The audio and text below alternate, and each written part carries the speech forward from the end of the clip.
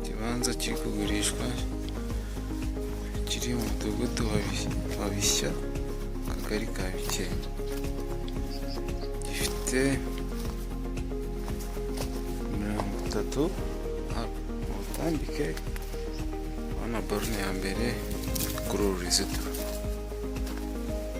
ukagenda ukagera kuri uriya miyenzi, borune ya kabiri nihiri, ukamanuka ukajya ku ruzitiro n'ubundi harazitiye inyuma ya zino nsina, ukongera ugatambika. Gifite kumanuka 30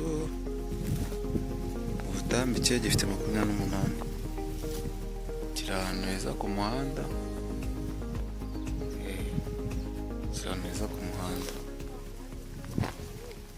ahantu heza cyane, umudugudu wa Busha.